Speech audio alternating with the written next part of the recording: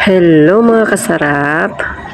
Welcome sa aking channel, Masarap Cooking. Ngayon po ay magluluto ako ng sinigang na ulo ng maya-maya. Samahan niyo po ako magluto.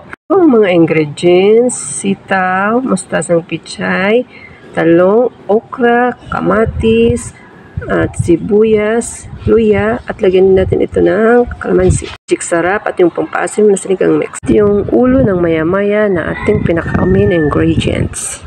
And sa isang kaserola ay maglagay tayo ng tubig na sapat lang sa ating sinigang. Doon na ilagay ang kamatis, sibuyas at luya. Pwede rin maglagay ng pamintang buo. Takpan at hayaang kumulo ang ating tubig.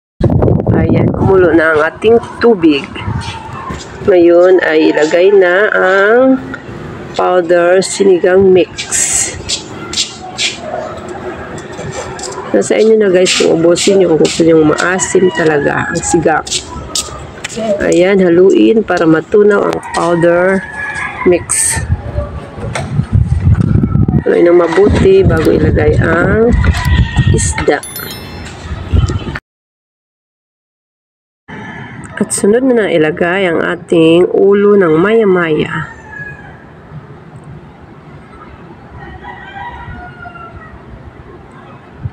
Haluin ng konti ng dahan-dahan. At takpan at pakulan ito ng 5 minuto.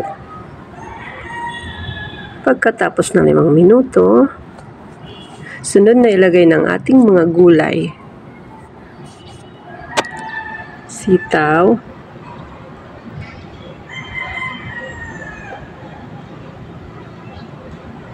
okra, at ang talong.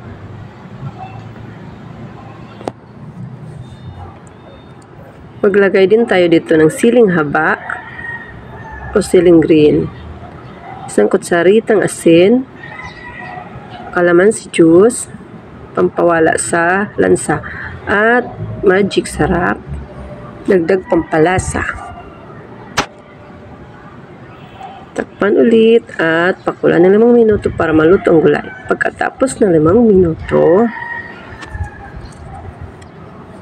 haluin ito ng dahan-dahan para di madurog ang ating isda.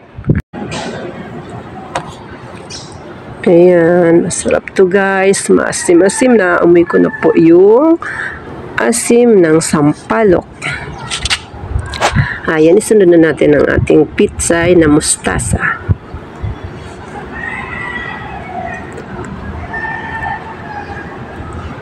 Ayan, idiin-din lang natin. Huwag lang pakaluin dahil madurog yung ating isda.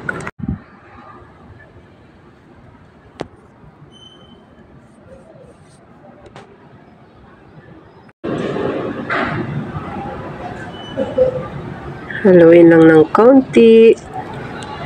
Maya-maya ito ay luto na. Ngayon tikman na natin ito.